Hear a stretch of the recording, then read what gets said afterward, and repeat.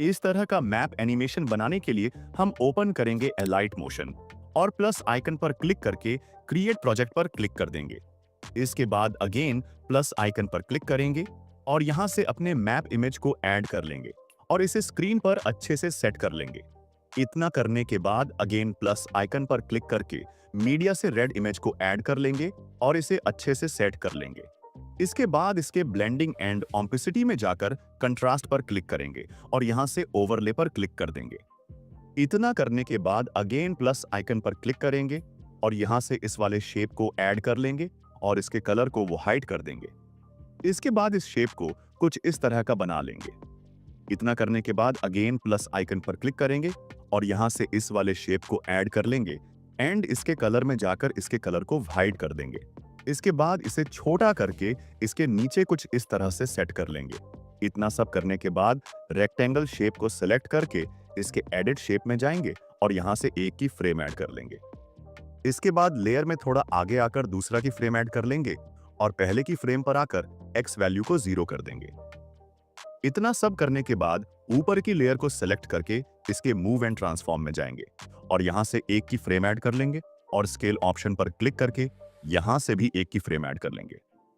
इसके बाद पोजीशन पर क्लिक करके इस शेप को रेक्टेंगल शेप के ऊपर अच्छे से सेट कर लेंगे और स्केल में जाकर इसके साइज को 0 कर देंगे और लेयर में थोड़ा आगे जाकर इसके साइज को इंक्रीज कर लेंगे, लाइक मेरी तरह। इतना सब करने के बाद इन दोनों की फ्रेम के बीच में आकर ग्राफ सेक्शन से इस वाले ग्राफ को सेलेक्ट कर लेंगे और पोजीशन को सेलेक्ट करके इसके की फ्रेम में भी इस वाले ग्राफ को ऐड कर लेंगे।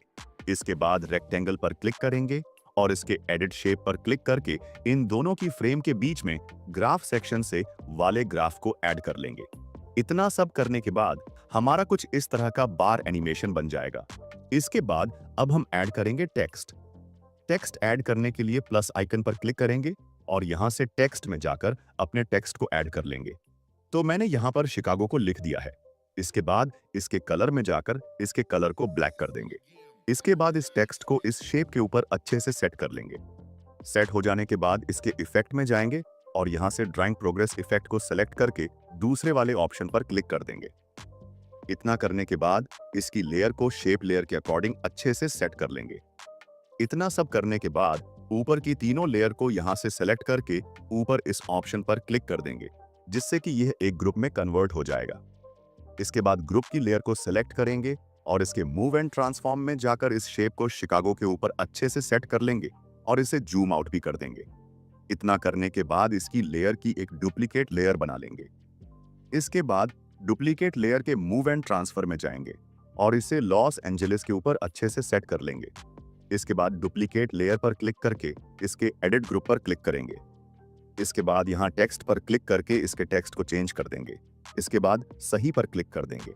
इसके बाद टेक्स्ट के मूव एंड ट्रांसफॉर्म में जाकर इस टेक्स्ट को इस शेप के ऊपर अच्छे से सेट कर लेंगे।